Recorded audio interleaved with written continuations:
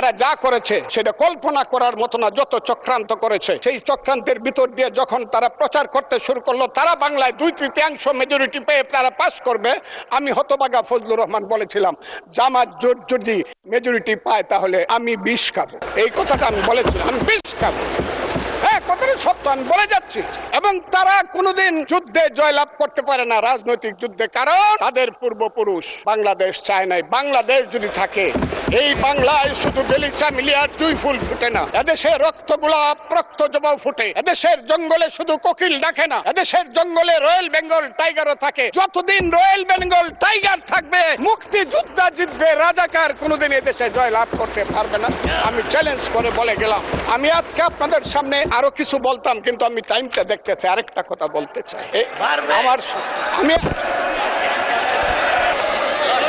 আমাকে 5 মিনিট সময় দেন, আমি শেষ করে ফেলবো।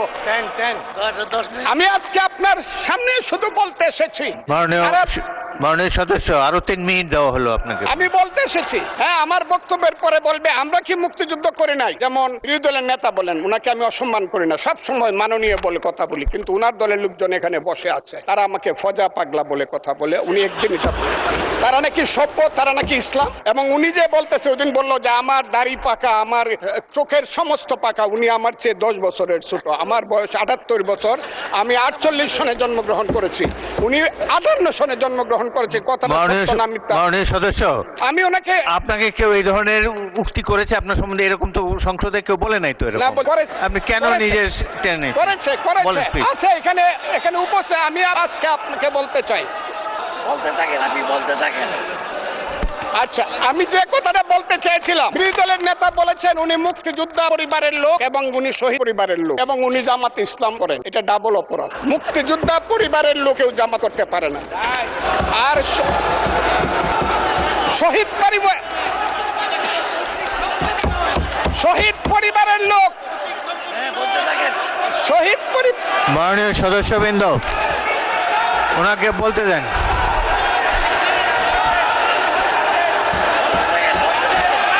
মাননীয় সদস্যবৃন্দ, অর্ডার। আপনারা শৃঙ্খলা রক্ষা করুন। মাননীয় সদস্যবৃন্দ, সংসদে শৃঙ্খলা রক্ষা করুন। মাননীয় সদস্য ফজলুর রহমান, আপনি শেষ করুন, কষ্ট পাইতেছেন, বক্তব্য শেষ করুন। আমি আবারও বলে রাখলাম, শহীদ পরিবারের লোক জামাত করতেই পারে না, আর জামাত করলে ডাবল অপরাধ করতেছে। 2,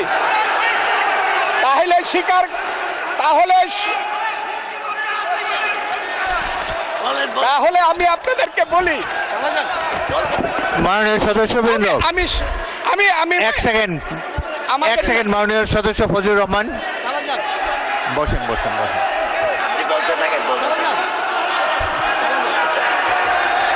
আমি আপনাদেরকে মাননীয় সদস্যবৃন্দ, আশা করতেছি। মাননীয় সদস্যবৃন্দ, বসুন। কিন্তু আমার গলা, সংসদে শৃঙ্খলা রক্ষা করুন। ওনার গলা, আমি কিন্তু ওনাদেরকে খারাপ কিছু বলি নাই। বসেন।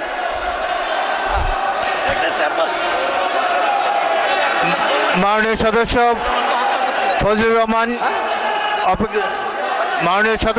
রহমান, আপনি একটু অপেক্ষা করুন। আপনি বলতে থাকেন না। মাননীয় সদস্যবৃন্দ, আমি প্লিজ সিট ডাউন। আমি বলছি, এই যে দেখেন, তারা বসেন।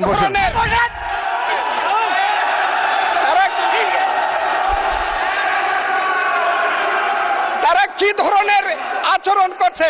আচ্ছা, আজকে তাদেরকে মাননীয় সদস্যবৃন্দ, একটু মনোযোগ দিয়ে আমার কথাটি শোনার চেষ্টা করুন।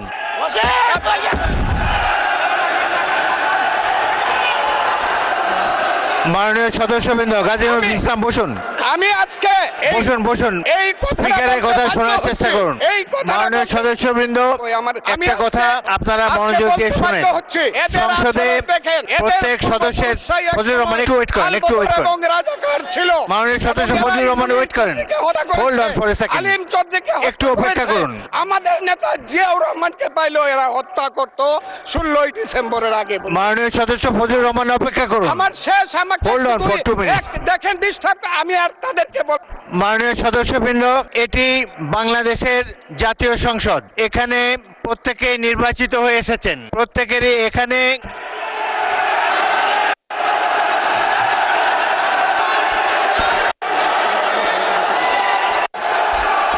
মাননীয় সদস্যবৃন্দ দয়া করে বসুন বসুন মাননীয় সদস্যবৃন্দ বসুন মাননীয় সদস্যবৃন্দ মাননীয় বিরোধী দলের নেতা আমি বলি তারপরে আপনি বলেন